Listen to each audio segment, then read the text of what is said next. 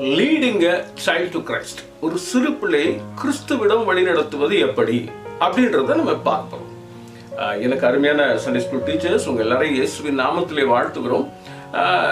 பிள்ளைங்கள்லாம் பாவிகளா பரிசுத்தவான்களா அப்படின்னும் போது உலகத்துல பிறக்கிற எல்லாமே, ஆதாமுக்குள்ள பிறக்கிற எல்லாமே பாவிகள் என்பதற்காக அவங்களை இயேசுவோட வழி நடத்துறது எப்படி அப்படின்னு சொல்லி ஒரு சின்ன கார்டு, அதுக்கு பேர் வந்து காஸ்பல் கார்டு இருக்குல்ல, இந்த காஸ்பல் கார்டு இது சின்ன சைஸ், ஒரு விசிட்டிங் கார்டு சைஸ்ல தான் இருக்கும். இதை நீங்க வச்சு எப்படி ஆண்டவருக்குள்ள நடத்துறது அப்படின்னு சொல்லி பார்க்கலாமா? ரெடி? எப்படி ஒரு பிள்ளைகளை நடத்துற மாதிரி சொல்ற மாதிரியே உங்களுக்கு சொல்றேன், நல்லா கவனிச்சுக்கோங்க. ஓகே. ஹாய் தம்பி, இந்த பாருங்க ஒரு சின்ன கார்டு. இந்த கார்டை பார்த்தா உனக்கு என்ன தெரியுது? கலர்ஸ் இருக்கு, அதுல கிரீடம் இருக்கு, ஹார்ட் இருக்கு, ரெண்டு ஹார்ட் இருக்குல்ல, ஒன்னு பிளாக், கரெக்ட் பிளாக், இன்னொன்னு ஒயிட், அப்புறம் நடுவில் ஒரு கிராஸ், வெரி குட். அப்புறம் ஒரு மரம் இருக்கு, பழம் இருக்கு.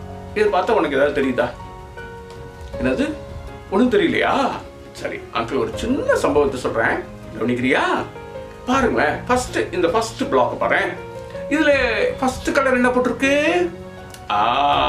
Yellow colour. எல்லோ கலர்னா உனக்கு என்னென்ன ஞாபகம் வருது?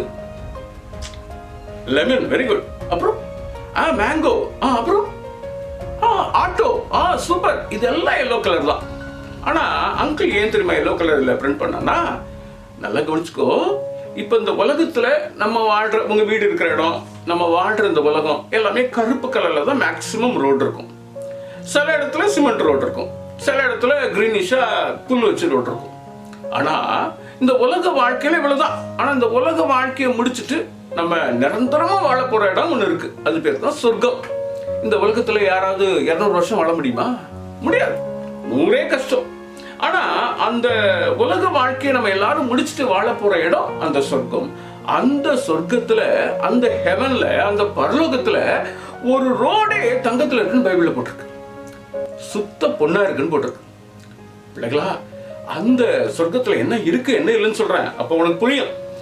பாரு, இந்த ஹெவன்ல ஃபர்ஸ்ட் ஸ்கூலே கிடையாது. ஸ்கூலே கிடையாதுன்னா நீ பயப்படணும்னு அவசியம் இல்லை. ஐயோ அப்ப எப்படி படிக்கிறதுன்னு உனக்கு நிறைய ஞானத்தை கடவுள் கொடுப்பாரு. அது மாத்திரம் இல்ல, அந்த பரலோகத்துல அதை ஒன்ன கஷ்டப்படுத்துற எதுவுமே கிடையாது. ஏன்னா ஸ்கூலு, ஹோம்ஒர்க், அதை படி இதை படின்னு ஒண்ணு கொஞ்சம் டார்ச்சரா தானே இருக்கு, நமக்கு தேவைதான், ஆனா ரொம்ப கஷ்டமா இருக்குல்ல. அப்படி கஷ்டப்படுத்துற எதுவுமே பரலோகத்துல கிடையாது. அடுத்தது அங்க வேற என்ன கிடையாதுன்னா, அங்க போலீஸ் ஸ்டேஷனே கிடையாது. ஐயோ அப்ப யாருக்கா சண்டை வந்தா என்ன நடக்கும்ன்றியா? அங்க யாருமே சண்டை போட மாட்டாங்க. ஏன் சொல்றேன், உங்க அம்மா அப்பாவுக்கு நடக்கிற சண்டை கூட அங்க நடக்காது. சூப்பர். மூணாவது ஒரு முக்கியமான காரியம் அங்க என்ன கிடையாது, உனக்கெல்லாம் உடம்பு சரியில்லை என்ன செய்யறாங்க, கூட்டிட்டு போய் ஒரு இன்ஜெக்ஷன் போடுறாங்க. டாக்டர்கிட்ட போய் உனக்கு ஜாலியா இருக்குமா? இப்போ எனக்கு இன்ஜெக்ஷன் தான் பயம், உங்களுக்கு பயம் தானே? பாரு, அங்க ஹாஸ்பிட்டலே கிடையாது. ஏன் தெரியுமா? அங்க இந்த கொரோனா, ஒமைக்ரானு, ஏன் சளி பிடிக்கிறது, காய்ச்சல், வயிற்று வலி கூட அங்க கிடையாது, பரலோகத்துல கிடையாது. எல்லாத்துக்கும் மேல அங்க சுடுகாடோ கல்லறை தோட்டமே கிடையாது. ஐயோ அப்ப செத்து போனவங்களை எங்க தூக்கி போடுவாங்கன்றியா? இல்ல, நம்ம எல்லாம் அங்க போனா நமக்காக ஆண்டவர் கொடுக்கிறது தான் அங்க நடுவில் எழுதியிருக்கு. பாத்தியா என்ன போட்டிருக்கு? ஒரு படம் இருக்கு, என்னது? கிரீடம். இந்த கிரீடத்துக்கு பேரு ஜீவ கிரீடம். அங்கிள் கேப் வச்சிருக்க மாதிரி ஒரு ஜீவ கிரீடம். அந்த கிரீடத்தை ஆண்டவர் உனக்கு தருவார். அப்படின்னா அழிவில்லாத ஒரு வாழ்க்கை. எல்லாத்துக்கும் மேல நம்ம ஒருத்தர் நீ மம்மி டாடி டீச்சர்ஸ் எல்லாம் நேரா பாக்குறல, ஃப்ரெண்ட்ஸ் எல்லாம், அதே மாதிரி ஏசுப்பாவை முகமுகமா அங்க பார்க்கலாம். என்ன பிள்ளைங்களா, எத்தனை பேருக்கு அங்க வரணும்னு ஆசையா இருக்கு? இவ்வளவு பேருக்கு ஆசையா இருக்கு. ஆமா, இதெல்லாம் கடவுள் எதுக்காக உருவாக்குனார் தெரியுமா? தேவன் ஓ மேலையும் ஏன் மேலையும் ரொம்ப அன்பா இருக்கிறதுனால உருவாக்குனார். பாரு, அவ்வளவு அழகான இடம், போறதுக்கு ரொம்ப சந்தோஷமா இருக்குல்ல. எல்லாரும் வருவீங்களா? Very good. ஆனா பிள்ளைகளா, நம்ம போக முடியாதபடி ஒரு தடை இருக்கு பிள்ளைகளா. அதுதான் அந்த செகண்ட் பிளாக், அந்த ரெண்டாவது இது காட்டு. அது என்ன தெரியுமா? என்ன போட்டிருக்கு? கருப்பு கலர். அப்படின்னு என்ன அர்த்தம்? கருப்பா இருக்கிறவங்க எல்லாம் போக முடியாதா? அப்ப முதல்ல அங்கிளே போக முடியாது. அது கருப்பு கலர் இல்ல, அழுக்கு கலர். இப்ப நம்ம வீட்டுல எல்லாம் சாக்கடை எல்லாம் ஓடுதுன்னு வச்சுக்கோங்க. சாக்கடையில என்ன கலர்ல ஓடுது? அழுக்காத்தானே போகுது. அந்த அழுக்கு இருக்கிறது யாருமே அங்க போக முடியாது. அழுக்குற என்ன? உடம்புல இருக்க அழுக்கு இல்ல, பாவம் செய்யற யாருமே போக முடியாது. பாவம் என்னது?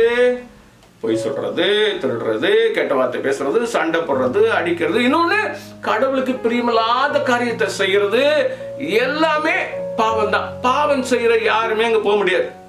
இப்ப சொல்லுங்க, தப்பு செய்யாதவங்க, பாவம் செய்யாதவங்க யாராவது இருக்காங்களா? யாருமே இல்லை. நீயும் சரி, நானும் சரி, ஏதாவது ஒரு பொய் சொல்லியிருப்போம், ஏதாவது இடத்துல கீழ்ப்படியாம இருந்திருப்போம். இல்ல, பைபிளையும் போட்டிருக்கு, எல்லாரும் பாவம் செஞ்சு தேவனுடைய மகிமை இல்லாம போயிட்டாமா. பிள்ளைகளா நல்லா கவனிச்சுக்கோ. அப்ப யாருமே போக முடியாது அவ்வளவு அழகான பரலோகத்துக்கு.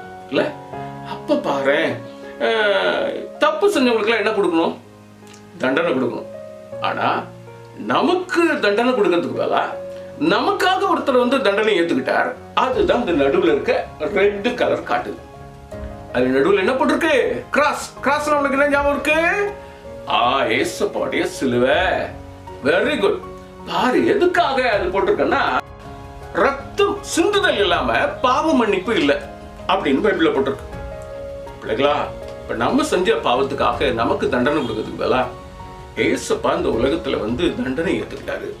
அவரு கண்ணு தெரியாதவங்களுக்கு கண்ணுல கை வச்சாரு, பார்வை வந்துச்சு.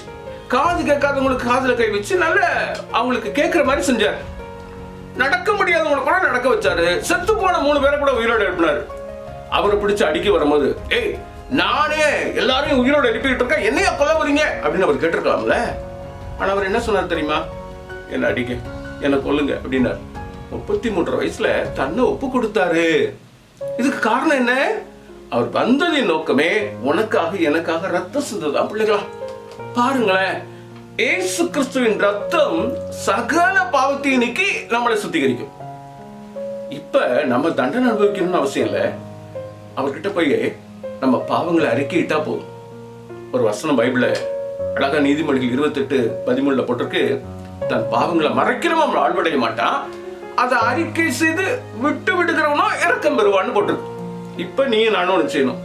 உனக்கு இந்த பாவமுள்ள இருதயத்திலிருந்து ஒரு மாற்றம் வேணும்னா, ஏசப்பா என்னை மன்னிச்சிடுங்க, நான் இவ்வளவு தப்பு செஞ்சிருக்கேன், எனக்கு நினைவுக்கு வர தப்பெல்லாம் உங்களுக்கு சொல்றேன்னு சொல்லி நீ அறிக்கையிட்டா, உன் இருதயத்தை மாத்தி உன்னுடைய பாவத்தெல்லாம் கழுவி உனக்கு இப்படி தூய்மையான ஒரு இருதயத்தை ஏசப்பா தர விரும்புறாங்க. அதுல வந்து தங்கிக்க விரும்புறாங்க. இப்போ ஒன்னே ஒண்ணு செய்யணும். இப்ப நீ தான் முடிவெடுக்கணும். உன் இருதயத்துல ஏசப்பா வரணுமா வேணாமா? முடிவெடுக்கிறியா? அப்போ ஒரு நிமிஷம் கை குப்பு, கண்ண மூடு. ஒரு நிமிஷம் கண்ண மூடு. இப்ப அங்கிள் பேச மாட்டேன். உனக்கு நினைவுக்கு என்னென்ன தப்பு வருதோ அது எல்லாத்தையும் ஏசப்பாட்ட சொல்லுங்க. உன் தவறெல்லாம் நீ சொல்லியிருந்தா நான் சொல்ற ஜெபத்தை என்னோட கூட சேர்ந்து சொல்றியா? அன்புள்ள ஏசப்பா, என்னுடைய பாவத்துக்காக, என்னுடைய தவறுகளுக்காக நீ ரத்தம் சிந்தினதற்காய், அடிபட்டதற்காய், மரித்ததற்காய் நன்றி சொல்றேன் ஏசப்பா. இப்பவும் என் உள்ளத்துல வாங்க. உங்க பிள்ளையாய் வாழ விரும்புறேன். எனக்கு உதவி செய்யுங்க. இந்த நாள் முதல் உங்களுடைய பிள்ளையாய் இருக்க விரும்புறேன். உங்களுடைய ரத்தத்தினால என்ன கழுவுங்க. இயேசுவின் பெயர்ல ஜெபிக்கிறோம் நல்ல பிதாவே, ஆமென். பிள்ளைகளா கண்ணு தருங்க. சூப்பர். பேசுப்பா எங்க கூப்பிட்டீங்க? உங்க இருதயத்திலயா? Super super. ஏசப்பா உங்க இருதயத்துல வந்து வர மாட்டாரா? டவுட்டா இருக்கா? சந்தேகமே பட வேணாம். என்ன பைபிள்ல அருமையான வசனம் இருக்கு. வாசல் படியிலன்னு நான் கதவு தட்டுறேன், ஒருத்தர் சத்தத்தை கேட்டு கதவு திறந்தா நான் அவனுக்குள்ள பிரவேசிப்பேன்னு சொல்லி வெளிப்படுத்தின விசேஷம் 3ஆம் அதிகாரம் 20ஆவது வசனம் போட்டிருக்கு. அப்போ உன்னுடைய இருதயத்துல ஏசப்பா கண்டிப்பா வெரி குட் வந்திருப்பாங்க. இதுல நீ நம்ப டவுட்டே படணும்னு அவசியம் இல்லை. ஓகே, இப்ப எல்லா கலரும் சொல்லிட்டேனா? இன்னும் ஒரு கலர் இருக்குல்ல. ஆமா, அது என்னன்னா கடைசியில இந்த கிரீன் கலர். இப்ப என்ன அந்த கிரீன் கலருக்கு என்ன அர்த்தம்னா, இப்ப ஏசப்பா உன்னுடைய இருதயத்துல வந்தது, உன்னுடைய வாழ்க்கையில வந்தது ஒரு விதை போட்ட மாதிரி. இப்ப இந்த விதை என்ன செய்யணும்? ஒரு மரமா முளைச்சி பழம் கொடுக்கணும்னா ஒரு செடி வளர்றதுக்கு என்னென்ன வேணும்?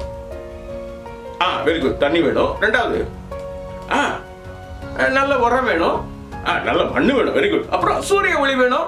இப்படி 4-5 காரியம் வேணும்ல. காத்து வேணும். இதெல்லாம் இல்லாம ஏதாவது ஒண்ணு இருந்தா செடி முளைக்குமா? முளைக்காது. பாரு, அதே மாதிரி நீ ஏசப்பாக்குள்ள வளர்றதுக்கு 4 காரியத்தை உனக்கு சொல்றேன், மைண்ட்ல வச்சுக்கோங்க. ரெடியா? நம்பர் 1, ஏசப்பாட்ட பேசணும். ஏசப்பாட்ட பேசுறதுன்னா வேற ஒண்ணும் இல்ல. இப்ப ஜெபம் பண்ணாலும் இது மாதிரி பண்ணு.